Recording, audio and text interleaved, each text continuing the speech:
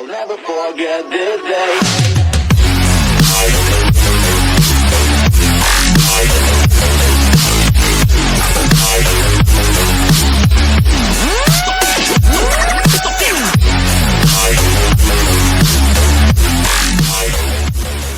السلام عليكم وحلقه جديده مع اسطوره جديد. اسطورتنا اليوم هو واحد من افضل اللاعبين والمدربين في تاريخ الكره المصريه والافريقيه الجماهير بالمعلم، هو الكابتن حسن. ده كابتن حسن شحاته في مدينه كفر الدوار في محافظه البحيره. درس كره القدم في نادي الزمالك عام 1967، ولكن لظروف الحرب وتوقف النشاط الرياضي في مصر احترف في نادي كازما الكويتي ولعب 3 سنوات، وفاز عام 1970 بافضل لاعب في اسيا. عاد شحاته لنادي الزمالك عام 1971 ولعب شحاته في نادي الزمالك 12 موسم وفاز خلالهم باربع بطولات، بطوله دوري عام وثلاث بطولات كاس مصر. حرز حسن شحاته مع نادي الزمالك 88 هدف بواقع 77 هدف في الدوري المصري و5 اهداف في كاس مصر و6 اهداف في بطولات افريقيه. وحصل كابتن حسن شحاته على احسن لاعب في مصر عام 1976. وعلى مشاركه حسن شحاته مع منتخب مصر شارك حسن شحاته في 70 مباراه وشارك في 4 بطولات افريقيه. انجازاته مع منتخب مصر المركز الثالث في بطوله الافريقيه عام 1974، وفاز الكابتن حسن شحاته بافضل لاعب في البطوله.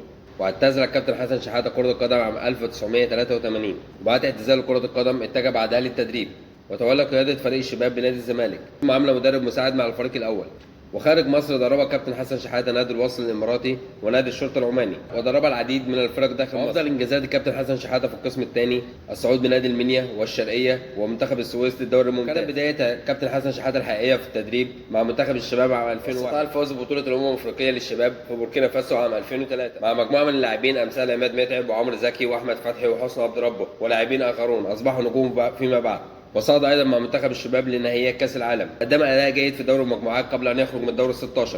ثم تولى شحاته تدريب نادي المقاولين العرب في القسم الثاني، وفي مفاجاه من العيار الثقيل يفوز حسن شحاته مع نادي المقاولين العرب بكاس مصر على حساب النادي الاهلي في المباراه التي انتهت 2-1 لصالح النادي المقاولين. ولم تتوقف مفاجات حسن شحاته ويفوز ايضا على نادي الزمالك 4-2 ويفوز ببطوله كاس السوبر المحلي، حتى جاء عام 2005 وبعد فشل التفضيلي في الصعود بمنتخب مصر نهائي كاس العالم يقرر الكابتن عصام عبد المنعم رئيس اتحاد الكره وقتها تعيين الكابتن حسن شحاته مدير فني مؤقت لمنتخب مصر. بعد النتائج الجيده للكابتن حسن شحاته في المباريات الوديه قرر اتحاد الكره اسناد مهمه تدريب منتخب مصر للكابتن حسن شحاته بصفه رسميه، وبدا حسن شحاته مهمته في 2006 في بطولة الأفريقية في مصر. فوز شحاته بالبطولة مع كتيبة من النجوم بعد الفوز على كوت ديفوار في المباراة النهائية بالركلات الترجيح. وفي عام 2007 يفوز حسن شحاته بذهبية دورة الألعاب العربية المقامة. في عام 2008 يفوز الكابتن حسن شحاته ببطولة الأفريقية المقامة في غانا للمرة الثانية على التوالي بعد الفوز على الكاميرون في المباراة النهائية بهدف أبو تريكة بعد أسيست محمد زيدان بعد القتال على الكورة مع سونج. في 2009 يشارك منتخب مصر في كأس القارات. ولا أحد ينسى المباراة التاريخية للمنتخب المصري أمام المنتخب البرازيلي التي انتهت بنتيجة 4-3،